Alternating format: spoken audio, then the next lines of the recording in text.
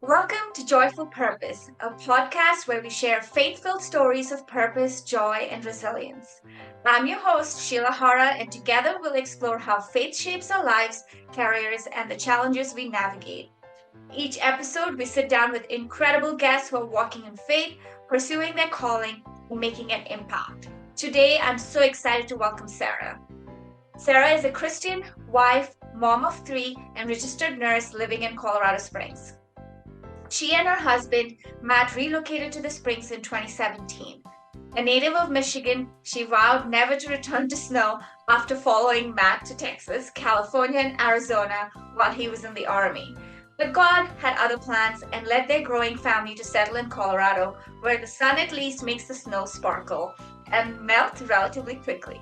When she's not living in car lines or the laundry room, she enjoys reading, crocheting, and doing puzzles. Sara and I have known each other for the past 3 years, brought together by our children attending the same school. She is the epitome of patience and wit, carrying herself with effortless grace and unwavering kindness. She approaches everything with ease, never complaining, always steady. I'm deeply inspired by the mother, wife, and friend she is, a true Proverbs 31 woman living a quietly remarkable yet profoundly impactful life. Welcome, Sara. How are you doing today? Good. How are you? Good. I'm so glad you made it, and I'm so excited to talk to you about everything we have in store. But we're Me going too. to jump in and start off with, your faith story. Faith is such a personal journey, and everyone's path to Christ is different. How would you say you came to faith, and if there is a specific moment or experience that changed everything for you, we'd love for you to share that. Yeah, I would love to share. So I did not have a profound coming to faith story or testimony. I struggled with that for a long time because I felt like that was something that was integral to becoming a Christian. I had heard these amazing stories from other people of their testimony and how they came to know and follow after Jesus and dedicate their life to him. But mine was more of it was a longer drawn out journey. I was raised in a Lutheran home. My parents took us to church regularly, but it was more of a check the box kind of task. There was not any personal relationship, I guess I'll say, to faith at that point. I could regurgitate a lot of information to you. I could go through catechisms and all of the different prayers that are common to Lutheran faith. It's very prescriptive, so I stand up, sit down, say these things, do it all in this specific order. You dress nice for church kind of thing, but then there was nothing in between. So Sunday to Sunday, not another thought about it. And it wasn't until I was in college, actually, and I met my now husband, who was fresh off of being a missionary in Africa for 6 months, faith at its highest level possible, and he drove me absolutely bananas. So we got along really well at work. And he just constantly called me on things that he saw. He would make comments to me about just the language I would use. And he would say, you're better than that. You're smarter than that. You don't need to talk like that. Things of those nature. So we developed this friendship. And then through the course of it, started dating. And I was just so impressed with not only his, but his family and then people in his life and his community, their personal relationship with Jesus. I remember one time my mom was at our house. This is after we were married.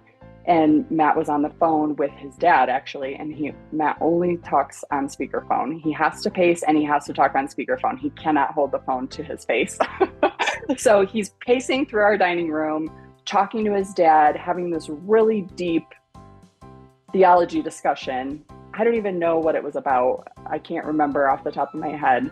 but they're just back and forth about this deep faith issue, Bible verses here and there. And my mom looked at me and she was blown away by their knowledge of the Bible. And that was the piece that was missing for me. That was not, I didn't have anyone in my life until I met my husband and then his family that had that deep personal connection. And it just really opened my eyes to what my faith could be. You know, it was something that I would have told you I was a Christian, but there was no personal relationship there. You know, I did not have any change in my life until I started seeking that out for myself, you know, through Bible study and spending time in the Word, choosing a church I wanted to go to that aligned with, you know, my values, and just really digging in and being able to make my faith my own for myself. Awesome. And I think it's great you found Matt through the process. I think God's design is just the best. And he just set you up for, give you the best example that they could be for you to, you know, join him in his kingdom. So that's amazing. Were there any challenges during this, now that you knew what faith looked like and what you could be in God's kingdom? Were there any challenges that you faced? Suffering? Yeah, I mean, anything? I think that's part of being a Christian, right? We're not promised that it's going to be easy, but God will be with us through all the challenges. The one that comes to mind the most, you know, as coming to a saving faith later in life, you know, being college age, early 20s type position. And then within a few years, I'm newly married, we're moving, then we're starting a family, developing my career at the same time. There were a lot of struggles. The one that comes to mind the most, that was kind of like a turning point for me, was around the time that we moved to Colorado. So at that point in time, I had two little girls. They were 3 and not quite 1. Had a career I loved. I absolutely loved the company I worked for. They were putting a lot of time and money into me to invest in my career track and develop me as a leader for the company. I was traveling a lot. Just my focus was on taking care of the girls and my job. But my job probably at the time took precedent over everything else. I think I was probably working 60 to 80 hours a week and trying to do all of the other things. And at the time, Matt was also working in a job he absolutely hated.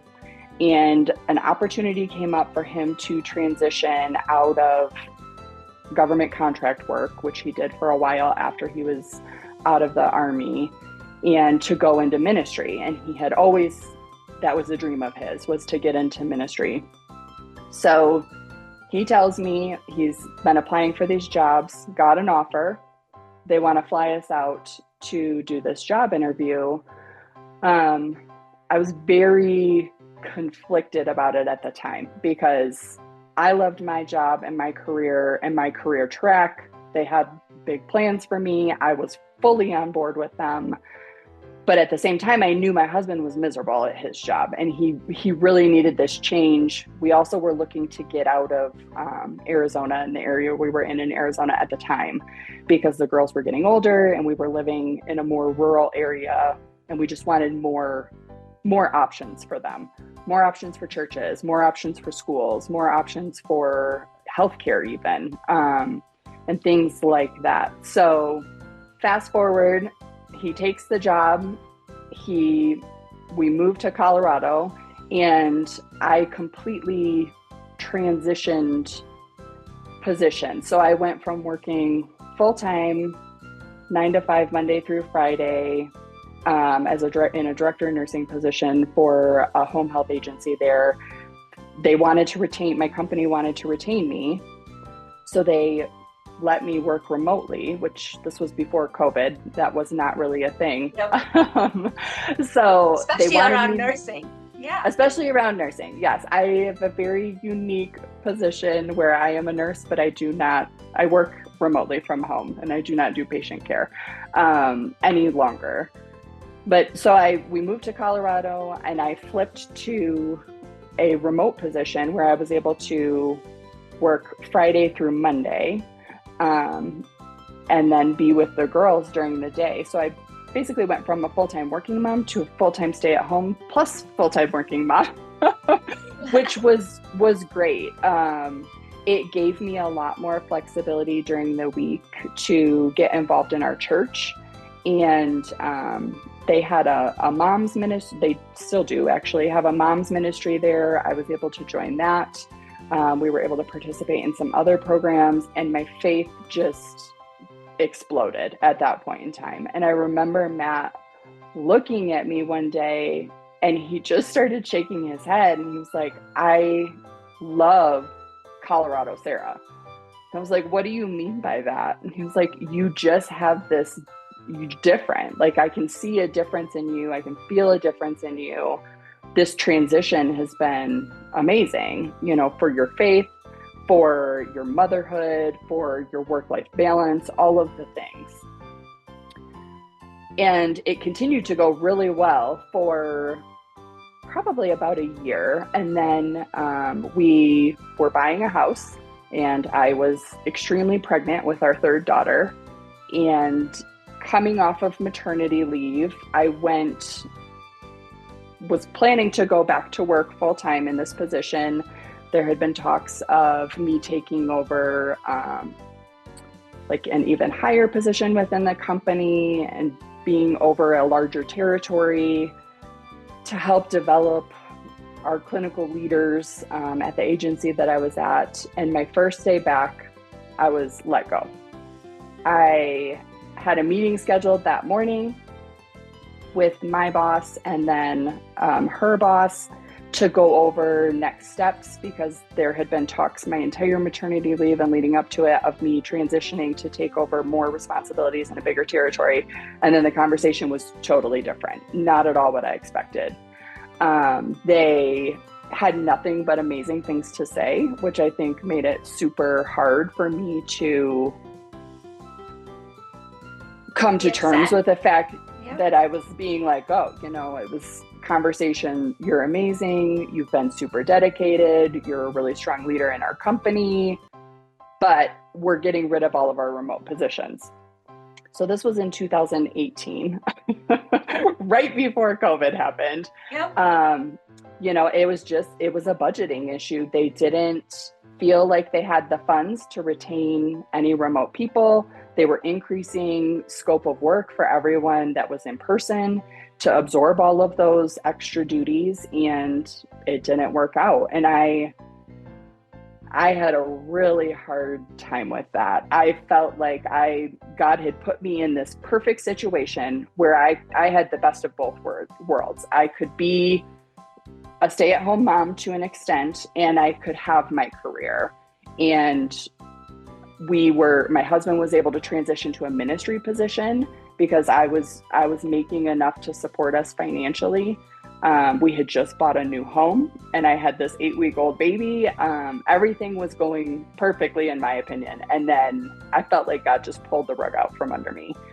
So it was a really hard time for me during that, and really tested this faith that I had been working on building over the last year, where I felt like I had this phenomenal growth and an explosion in my walk with the Lord.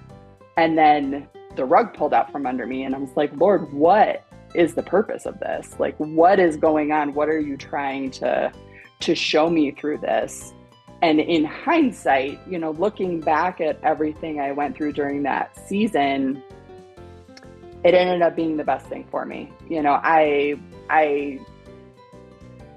was in a headspace where I knew the Lord would provide. It was not the first time that we had been through struggles. You know, the last time we bought, actually every time we have purchased a home, somebody has lost a job. So the first time it happened in Arizona, it was Matt. We closed on our house, and a month later he lost his job. And then this time it was my turn to close on a house and lose my job. It was just a very different dynamic. I felt like I was so stripped down at that point, you know, from feeling like I was at such a high place, like in my walk with the Lord, and being so tight with him and just giving everything over to him. And then he came in and said, okay, you just had this baby, you just closed on a house, you have this career you love, I'm taking it. And I need you to trust that this is going to be in your best interest. Which it was. I have now been at the company that I'm at for longer than I was at my previous company. It is a much better situation for me, even though it's different with being able to mother my girls, and then also keep my career. I was able to walk in there and just tell them, this is what I can offer you, take it or leave it. And they opted to take it, and it was amazing. So, and just little things, where the Lord came alongside me during that period of time and showed me it's going to be okay. Like, I know you're spiraling right now, and I know you feel like I'm doing this and it's not fair or it's hurtful, but I've got this. I did not forget about you. I am not forsaking you. I have a plan, and you just need to trust it. And sure enough, he did. And it's been great for our family, and just that work-life balance. I have so much more of that, and I'm able to dedicate more of my time and energy to raising our girls, plus keeping my career at the same time, even though it looks a little bit different. Awesome. So you're not burning the candle at both ends. Exactly. It felt like, with the previous one, you were working on the weekends and doing everything you can during the week. And it's probably, you just didn't get your time with the Lord. And I guess the Lord got jealous to a certain extent. Yeah, I know. Yeah. It wasn't enough. What I was doing, my priorities still were not right, I think, at that point in time. And I wasn't seeing that. And the Lord made sure I saw it, and that I was able to recalibrate and to go from there, with him. And it really, I really did have to lean in at that point in time. I remember we were in a small group at our church, and our community group leader kept calling me because we had just moved. I had just had this baby. She knew I was on maternity leave. We let them know when I lost my job. Because we asked for prayer and for them to come alongside us and help support us. And she kept calling, and I didn't want to answer the phone. I was just so frustrated and upset. It was not what I wanted. I'm sure I was extremely hormonal too, having a new baby. But I finally answered the phone. She was like, I just want to check on you. How are you doing? I was like, I'm not great. This is what's going on. And she was like, you know what? I just got off the phone with a friend of mine who's also a nurse. Let me call her back and see where she works, because she was just talking about how they're short-staffed. I was like, great, call her, let me know. She did say she thought she worked in a different field. I was like, you know what? I can make this work. The Lord has gotten me through all of these other things. I can transition. Nursing is very flexible. There's a lot of wiggle room within different positions there. And she called me back within 5 minutes. And sure enough, it was the exact position I needed. It was in my field, directly related to my experience. She was like, if you walk in, she already put your name in with HR, just go up there. So I did. I went up there with my resume, and I walked out within a few days, and I had a new position in line. I didn't even miss a full site. Like I think it was 2 weeks. It was maybe 2 weeks. So it just extended my maternity leave a little bit longer, and it's just amazing to me the way God uses those little things in your life to point out, hey, I'm here. I know you're going through this. I was spending time in prayer and in reading my Bible, but I don't think I was hearing anything from him. At least I wasn't open to hearing anything from him, so he's used these other people in my life to force me to, I'm not going to let you just bulldoze through the way you want to. I'm going to force you to look up and listen to what I have to say to you. Yeah. Isn't that like a good parent, right? Yeah. always there and wanting to. I know. You can totally relate. I don't know that my kids would agree with that, but It's what oh, every parent does that. You see your yeah, child suffering, you just want to, snap them out of it and say, "Hey, I'm right here. I can help. right. Listen." Right? Yep. Awesome. I think to all of this, I heard you being so obedient in all of this. I know it, you know, suffering is part of our Christian faith, I think, but in all of it, God is still with us. And I think you've been such an amazing wife through all of that, a mother through all of that. I think incredible, inspirational Sara is what I see through all of this.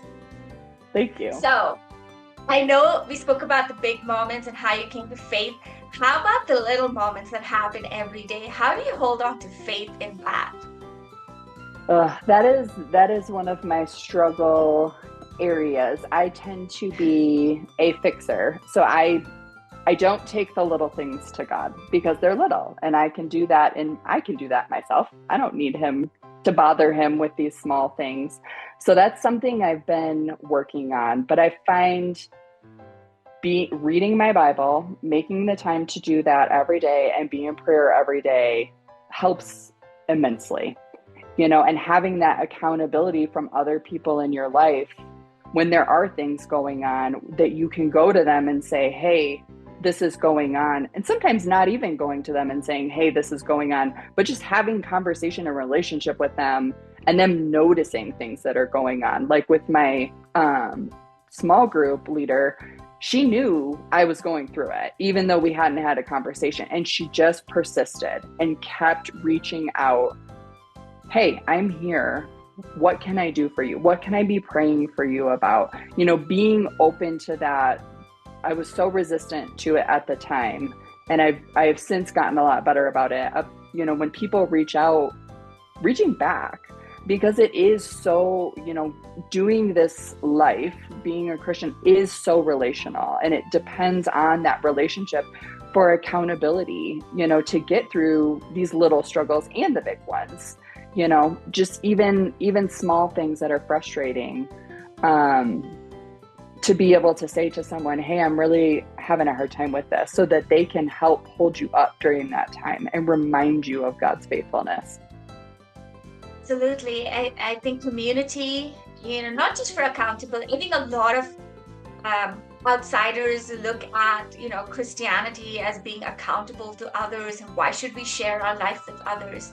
But I think it's more on the support and encouragement and the love that you get through these relationships. And I think we often forget that side of God. When outsiders think about God, they think about, when I say outsiders, non-Christians, yeah, they think about God as being the Old Testament God, and bringing in fire and storms and destroying cities, right? But Jesus came to save, and he provides that relation where we can go to God and say, hey, we need help.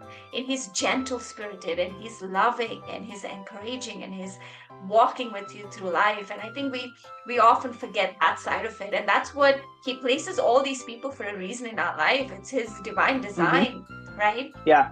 Each one of us, the way we support each other is different, and he puts in these different people at different times, in the kind of support that you need in that moment, which is amazing. How he just orchestrates all of that, I have no idea, but it's I amazing. know, right? Yep. I know. So but thankfully he does, and then we don't. Yes. I mean, that's the whole crutch of it, is we don't have to worry about the organization and the design. He has it in hand. Yep. We just need to be faithful and obedient and glorify him in everything that we do. Exactly. He knows the beginning, he knows what we're going through, and he also knows the end. He knows exactly how we're going to behave. That's the funny part. Yes. I know. Just like we do with our kids. It's like, I know you think you're getting away with something right now, but I know you. Exactly. I know what's going on with you, and this is not, Exactly. So with that, I want to jump into our next fun segment, which is a Would You Rather segment. So, this is basically something that you should just think about for a few seconds, but talk about the first thing that comes to your mind. Okay. Okay? Okay. Would you rather live in a time of biblical miracles or see modern day revival firsthand? Oh, I think modern day revival. We need it. Why? There's just so much, like thinking back to COVID. That is the example that comes to mind recently. Just the level of despair people had during that season and fear over everything going on. Nobody, or I don't want to say nobody, just the level of fear and despair that came out of that.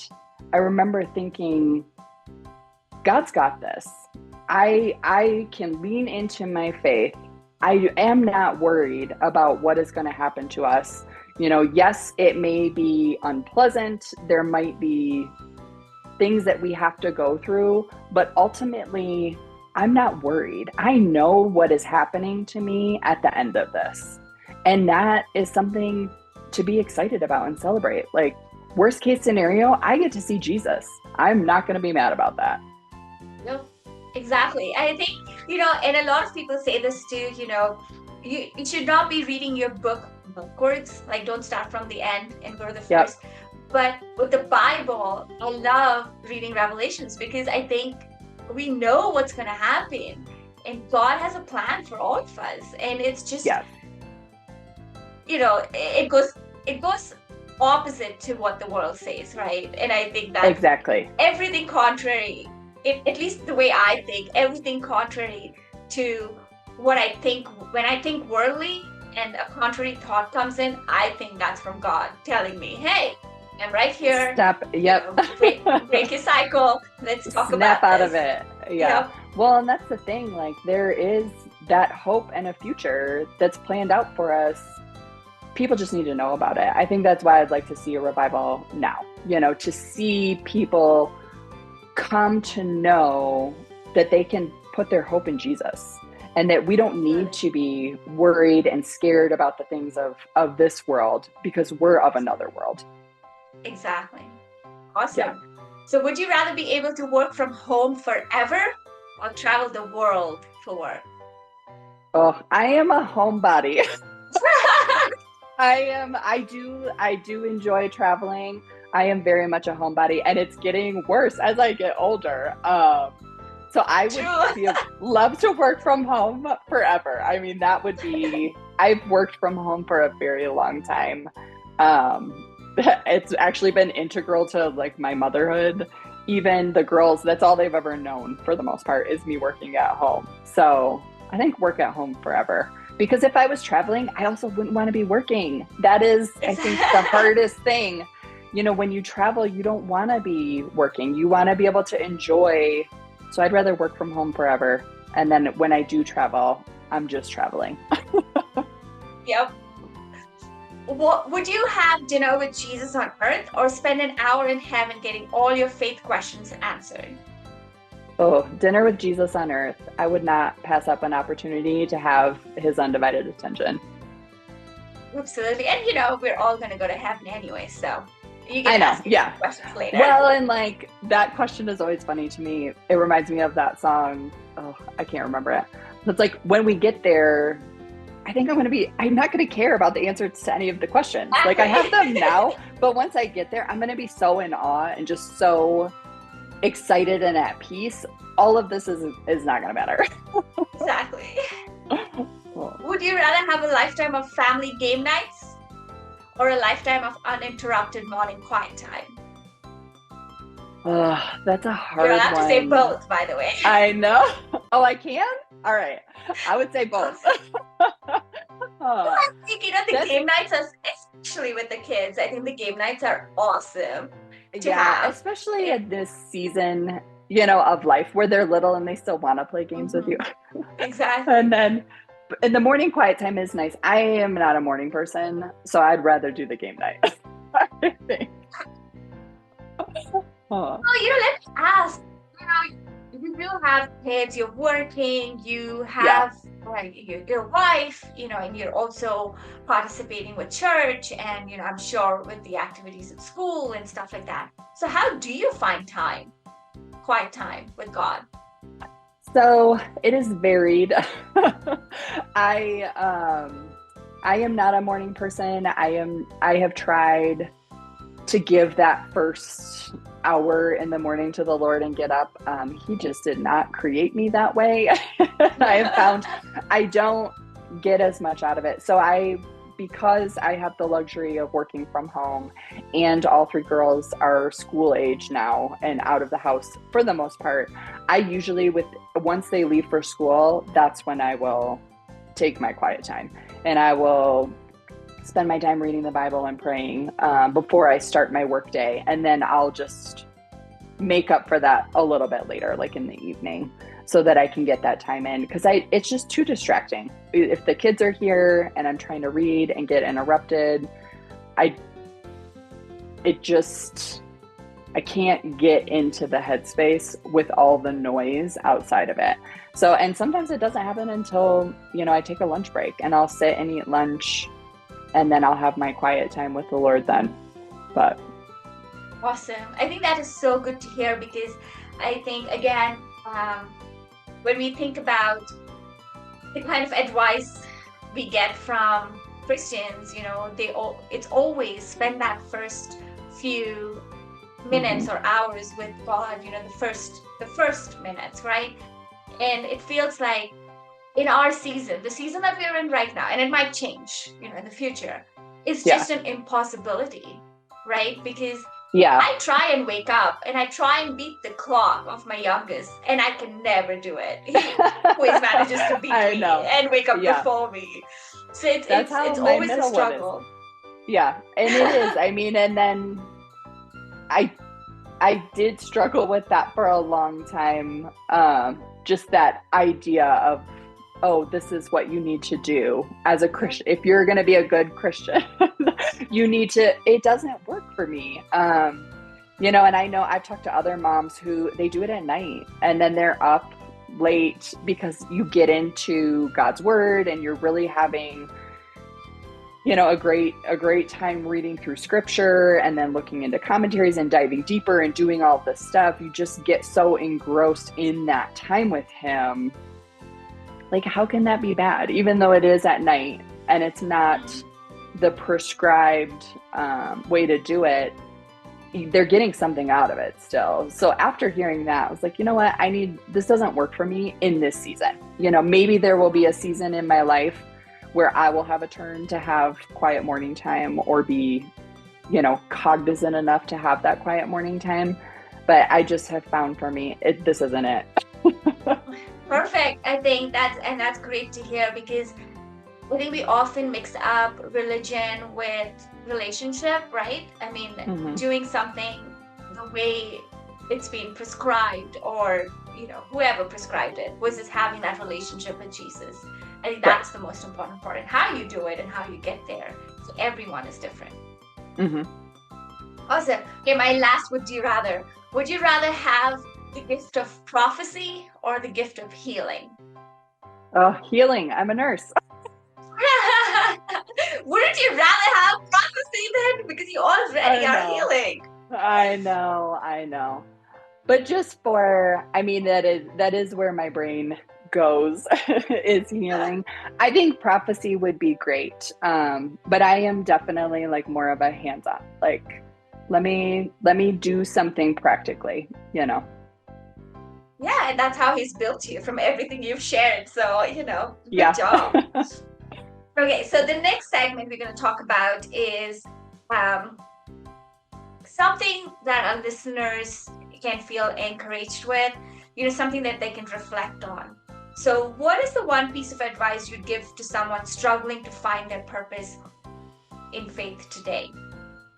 I would say just to persevere, to that routine faithfulness, read your Bible, spend time in prayer, spend time listening for the Lord to respond to you in prayer, however that looks, and wait on the Lord. Even if it is not a clear, I feel like I've gone through a few seasons where I haven't had this clear overarching purpose. I mean, we're not all going to be Paul, right? So making sure I am leaving it open to the Lord. I am spending time reading his word. I'm spending time in prayer. I'm spending time listening to him. And then asking myself as I'm going through, does this glorify God? Because that's our ultimate purpose, right? Yep. Is glorify God in all the things that we do.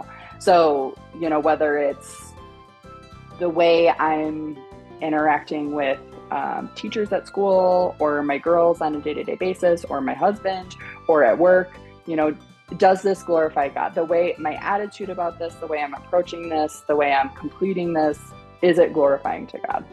And that will just, consistently doing that, your purpose will work itself out, and he will make it known to you in his own time. I am not a patient person. So that is always a struggle for me, to wait on the Lord.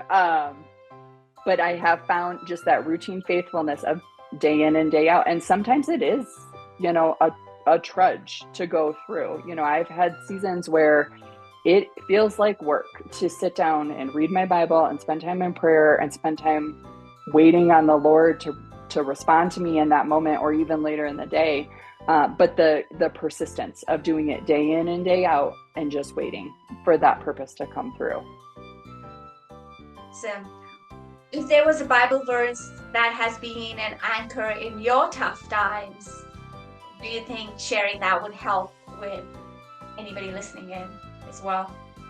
Jeremiah 29:11. For I know the plans I have for you, declares the Lord, plans for welfare and not for evil, to give you a future and a hope. Whatever the plans, he's not out to get me. He doesn't promise I will go through this life without struggle, but he does promise to be there with me through it. And just being reminded that his plans are for my welfare. He's a good father. He has my best interest at heart, more so than I could ever comprehend. I think I know what's best for me and what the plans I can make for my welfare, but how much better does he know them than me? And just resting in that promise from him that he's got it, and I just need to be faithful. Absolutely. Amazing. What's one simple thing our listeners can do today to grow in faith, if there's anything? I know you said, spending time with the Lord. So maybe if you want to, one simple thing. Like, practically speaking, I mean, I know that tends to be a standard answer. Read your Bible and pray. Like, we say that about everything, which can sometimes be hard. I have found using like a reading plan I use a Bible app, and I will subscribe to a reading plan to help me remain accountable, and doing that, it gives me something kind of to check off a list, but also just so I know where I'm at with progress. I'm very results oriented. So seeing, that I'm doing that. And then I also just love listening to podcasts. So I am an avid podcast listener. And I think it helps to hear other people's their testimonies, their story, whatever they have to bring to the table. Especially like with whatever I'm walking through in that moment. I have, a few that I've vetted and looked into that I really, really feel strongly about. And I'll go and look and see, like, what do they have about this? If there's something I'm struggling with, because sometimes, you do read your Bible, but you're not hearing what the Lord is trying to say through that. But sometimes another person explaining it or kind of branching out about that is helpful. Absolutely. Yeah. Is there a Bible app that you like? I use the Crossway Bible app, and I'll go through they have a few reading plans. I usually do like a yearly one. Right now I'm doing the Bible Project's Bible in a Year. Okay. Yeah. And I really like theirs. They do like little explainer videos to go along with everything. So it's a mix of both, spending time in scripture, and they give context to what you're reading too. Awesome. So my mornings, I get about maybe 15 to 30 minutes to work out and do my quiet time before I Oh, have to that's log not a in. lot. Exactly. So, Oh, but we do spend time in the night, praying with the kids. We make sure we yeah. do that every night. But in the mornings, that's about how much time I get. So I have this app. It's a pray as you go app, and it Okay. starts with, you know, the bells of the church, and that's usually my cue to tune in. And then it's Hmm. a 10 to 12 minutes where they talk about it. It has a verse and they pray about it, and then you get, at the end, a few minutes to just meditate. So it's the 555 concept where, you pray for, you read the Bible for 5 minutes, you pray for 5 minutes, and then you listen, you stay still for 5 minutes. It's that concept, but it helps me tremendously. And I and it's like manna for the day, just Yeah. enough for me to get through the day. To get going. But exactly. Yeah. Well, So and I think that's the thing. You just have to find what works for you. I mean, there have been so many times that I've heard other people say, do this, this, and this. And I look at it and I know right off the bat, it's not going to work for me. So just finding something that will work for you and trying it, just because exactly. I start a Bible reading plan doesn't mean I have to finish it. I can always change my mind if it doesn't work, but just doing something, taking that step toward furthering your walk, with whatever it is. If it starts out as, reading a verse every day and then praying on Exactly. it, just doing something today and then going from there and waiting on the Lord, that routine faithfulness of coming back and doing it day in and day out, you will grow. I mean, the Lord will meet you where you're at and walk with you forward. Absolutely. Just like any skill, practice. Practice it, Exactly. right? Yep. So this last segment, this is called the rapid fire, and I know my Okay. guests enjoy this part of it, and Yes. they're all here just for that part. But so let's start off by saying, don't think about this. It's a rapid fire. So Okay. whatever comes to mind first. What's your favorite Bible verse for encouragement? Oh, so right now, my favorite Bible verse, not necessarily for encouragement. My running joke is Ephesians 6:1. Children, obey your parents in the Lord. I teach. I'm a Awana teacher for little kindergartners through second graders, and they go through their book, and that's one of the last ones, and that's my running joke. I'm like, oh, this is my favorite Bible verse. It's amazing. Yeah. For encouragement, I would say Psalm 23. Makes sense. Yeah. What's one worship song that always lifts your spirit? Oh, right now, I love. I very rarely have control over the radio in my vehicle these days because I have a daughter that's old enough to sit in the front seat. Actually, I have two. Two out of my three are old enough to sit in the front seat in Colorado. So they are constantly messing with the radio. But Praises by Elevation Worship and Forrest Frank right now is my jam. I do love pretty much anything Phil Wickham, or like Hillsong has a couple songs that really just speak to me, every time. Anytime I hear it, it just is very emotional. Like it just gets me in the feels right away. So, which woman in the Bible do you relate to the most? Relate to the most? Probably Martha. I tend to get caught up in the busyness of things. I think in this season, of just there's constantly homework and laundry and dishes. I would say I relate to her the most because I get bogged down with all of the things that have to be done as a mother and a wife and a worker for another company. But I hope that will change. This is just the season I'm in, and I relate to her strongly. Awesome. If you could have dinner with one woman from the Bible, who would it be? Oh, hopefully Mary. Mary, the Just mother of Jesus? Mary, the mother of Jesus. Yeah. Okay. To talk about all things mothering and faith and just her experience. I mean, she has an amazing story. Yeah. You know, to be this young woman and to be chosen by God, like I can't even imagine what she was thinking or what she would have felt in that moment. So that would be great to hear that. And it was all counterculture at that point, right? So it Right. must have been hard for her to trust in the Lord and Yeah. still be the mother of Jesus. You know? Right. I know. And Be can you honest. even imagine the pressure? Like, Exactly. Yep. We have it oh, easy compared to her. right. I know. I know. Okay. Esther or Ruth, whose story inspires you more? Ruth, that routine faithfulness. I mean, Yeah. she puts her head down and works through it. I mean, that is very relatable to me. Okay. What's one way you stay connected to God in a busy season?